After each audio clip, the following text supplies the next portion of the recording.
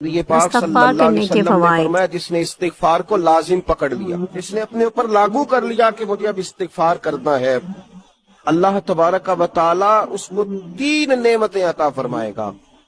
یا رسول اللہ صلی اللہ علیہ وسلم کون سی؟